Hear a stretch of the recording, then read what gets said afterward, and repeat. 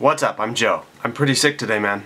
I'm home from work and I'm literally coughing up puddles of mucus. Whoa, hang on a minute. Literally? I don't think you mean literally. That's right, I said it. Literally. But before you saddle up your grammatical high horse and start a crusade to the comment section, hear me out. People have this crazy, immediate, violent reaction to the word literally nowadays, and I can't say I blame them. It's a resentment born of rampant overuse in today's popular lexicon, and only by taking a righteous stand against this ignorance can we hope to slow the creeping entropy of our once noble language as it wheezes its way ever closer to its grave. But so much misplaced righteousness has been heaped upon this word as grammarians hoist it up upon their holy banners to rally the just to their cause. Look, there's a big difference between vigilance and pedantics. If the distinction that you're trying to make depends on the letter of the law and not the intention, you've gone too far. For example, if someone says, "I'm up to my neck in weasels," we chuckle blithely at the droll hyperbole of the merry weasel breeder as we continue to sip our tea.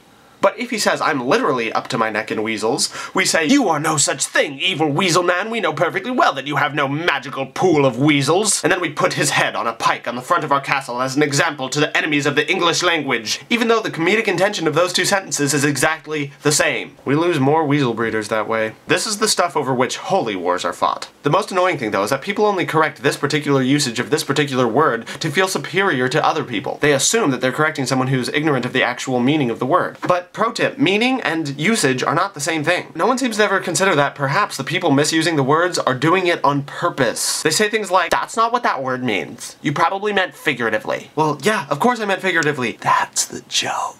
Maybe you haven't noticed, but half of comedy is based on the misuse of words. I'm just using literally, figuratively. If I had not said the word literally, you would have taken my figurative speech for granted, but because I'm not speaking literally, I decided to employ the antithesis of what I was trying to say to highlight its absurdity, which is a perfectly valid stylistic choice. So stop taking literally. You're ruining the joke. From the beginning of language, we've been mining double and triple meanings of words for comedic effect. We have so many flavors of poetic license that we have literally dozens of names for them. Just to name a few, we've got catachresis, solecism, irony, antithesis, sarcasm. We've been misusing words on purpose since before people were taking arms against seas of troubles. No one ever says to Hamlet, "Hang on, what's all this about taking arms against seas of troubles? You can't fight a sea with arms, dummy." And I don't think you know what arms are. They're the things on your body. I think you mean weapons. What an idiot. We get it. We're following Hamlet. We know he's not speaking literally. And maybe that distinction is why we are so sensitive about this one word. It's our only touchstone to reality. It's fine if you're speaking figuratively using literally any other word in the English language, but when you're being figurative with the word literally, you're literally taking everybody off. But the only reason to insist that the word literally only be used literally is to feel superior to the people using it figuratively. Now, I'm not trying to give a pass to people abusing language. It's one thing to play fast and loose with the rules, and another entirely to misuse a word just because you don't know what it means. You should know the actual definition of the word or its denotation before you start playing with its contextual connotation. What I'm saying is that misusing a word is not always incorrect, so we shouldn't behave like it is. The thing is, words mean what they mean,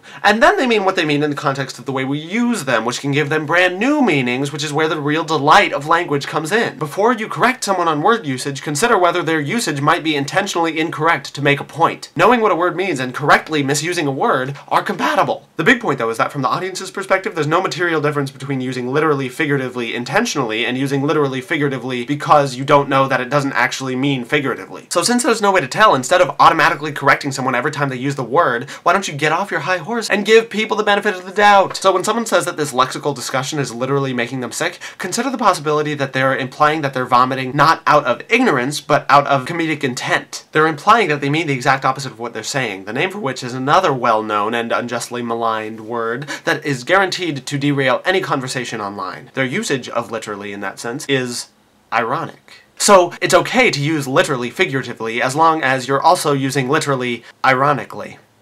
50 XP for watching. Peace and love. Okay, time for more tea.